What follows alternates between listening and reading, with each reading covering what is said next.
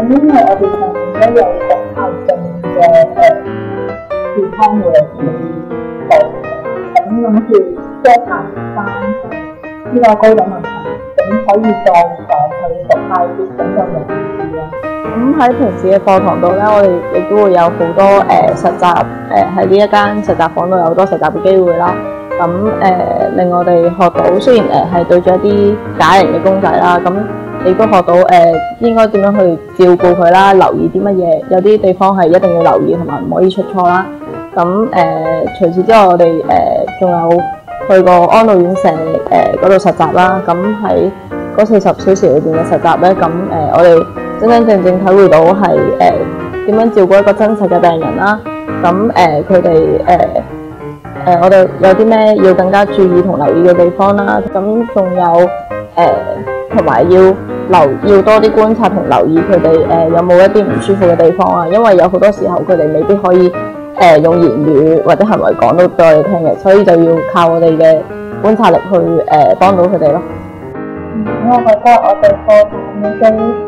傳統嘅就可以去一啲院舍實習啦，因為其實我哋喺學校都未必學到一啲即係好真實嘅情況。雖然呢個係模擬，但係其實我哋去到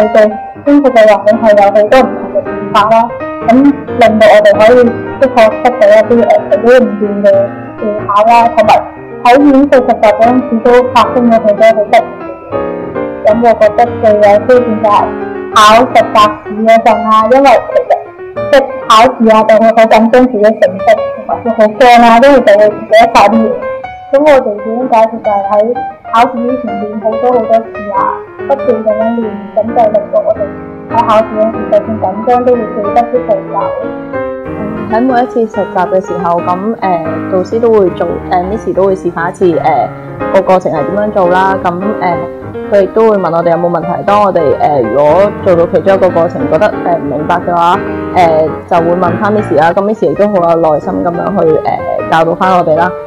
同埋會好清楚咁樣講，其實呢個步驟係要留意啲乜嘢啦。咁有好多地方要細心啲注意嘅。咁例如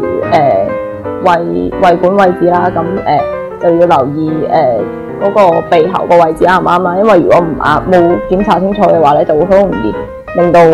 個病患者好容易會逐親啦，咁樣會有更嚴重嘅事情發生嘅。所以就一定要檢查清楚，同埋一定要核對個名啦。咁因為如果唔核對嘅話，就可能餵錯病人咁樣食嘢㗎，咁樣就都係一個好嚴重嘅錯。所以 Miss 亦都會好多加留意，叫我哋提點呢一樣嘢嘅。好多時候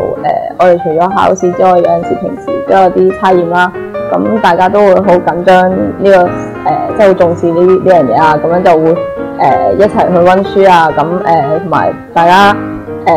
提點下大家啊，有啲地方你可以咁樣溫啊。有好多唔同嘅方法，大家會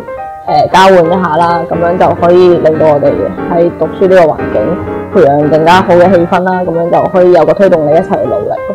其實 Miss 都唔會話就咁係用喺度講書啊，咁但係 Miss 都冇做咁樣，即係都知道我哋即係上堂上得幾含糊咧，佢都會有時都會跟住可能會講俾我哋聽，或者講一啲佢係即係喺上堂遇到啲趣事都會同我哋分享嘅。我覺得其實我哋可以讀到呢個高等文憑都係要準備嘅，咁都會真係留翻俾有準備嘅。如果你咩都唔去或者打算，其實好多嘢你都做唔到。同埋一定要俾心機去完成嚟緊即係呢一年嘅高等文憑課程啦。因為覺得呢個高等文憑課程係去其他升學嘅一個基礎嚟嘅。咁如果你個基礎打得好嘅話咧，咁樣就可以令到你去其他地方升學嘅話，有一定好大嘅幫助啦。好多謝 Miss 會俾好多時間我哋幫我哋預備啦，有預備同埋幫我哋準備一個面試啦，模擬嘅。係咪有咩問題佢都會幫我哋解答啦？即係可能面試中啊，咁佢因為之前佢都係多人嘅面試，咁佢都知道其實我哋面試中間有啲咩技巧嘅機會，佢都會同我哋講翻，我哋都好開心嘅。係啊，好開心！我哋可以向我哋嘅夢想行一大步，覺得近咗咯呢個目標。唔會好似以前咁樣，好似好遙不可及啊，因為之前自己成績唔係咁好，咁因為讀咗呢個課程，覺得令到自己同個目標更加拉近咗咯，